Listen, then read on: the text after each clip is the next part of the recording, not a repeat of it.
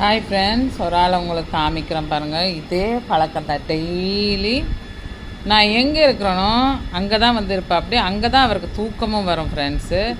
இது வந்து அவளோட தங்கச்சி ராணி. அவள் பிரச்சனை இல்லை, அவள் வந்து இந்த ஒட்டுற வேலையெல்லாம் கிடையாது. இங்கே ஒரு ஆள் பாருங்கள், இவளும் அப்படி தான் என் பக்கத்தாலேயே தான் இருக்கணும்.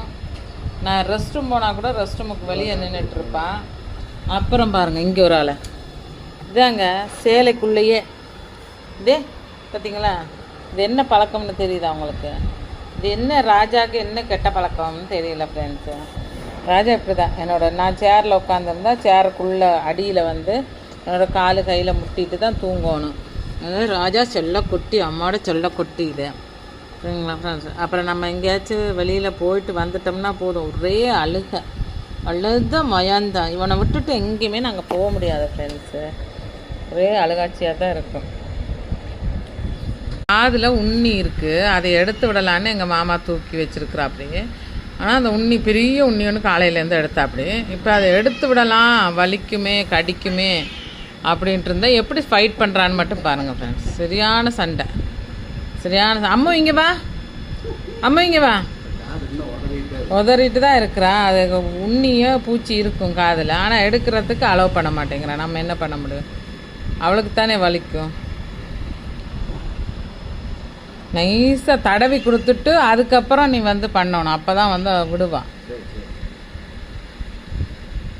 இப்போ பேன் பார்த்துட்ருக்குறாரு எங்கள் மாமா. அவளுக்கு நிறைய அந்த நாய்க்குட்டிகளோடையே படுக்கிறதுனால இதுகளுக்கும் மருந்தெல்லாம் போட்டு தான் விட்டுருக்குது. இது அங்கே தெருநாய், அந்த தெருநாயின்னு சொல்லவே கூடாது, அது என்னது ஸ்ட்ரீட்டு டாக்கு கூட போய் விளையாடிட்டு வருவாங்க இவங்க 2 பேரும்.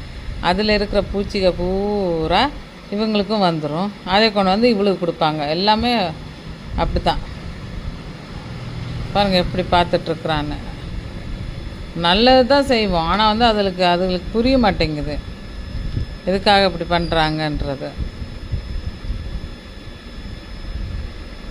பெரிய உண்ணி எடுத்தியா மாமா காதுக்குள்ளேருந்து? காமிச்சிருக்கலாம்ல எனக்கு.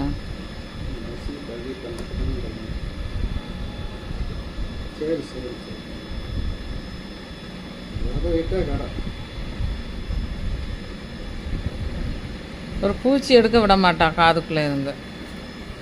பார்த்தீங்களா ராஜா எப்படின்னு? ராஜா இப்படி தான் ஃப்ரெண்ட்ஸ், என் காலுக்குள்ளேயும் கைக்குள்ளேயும் தான். சொன்னபடியே கேட்காதுங்க. நான் எங்கே இருக்கிறேனோ அங்கே தான். கிச்சனுக்குள்ளே போனால் கிச்சனுக்குள்ளே வந்துடுறது. ஓகே ஃப்ரெண்ட்ஸ், உங்கள் வீட்டு பப்பீஸ் எல்லாம் இந்த மாதிரி தான் பண்ணுறாங்களான்றதை கமெண்ட்ஸில் சொல்லுங்கள் ஃப்ரெண்ட்ஸ். பிடிச்சிருந்தா லைக்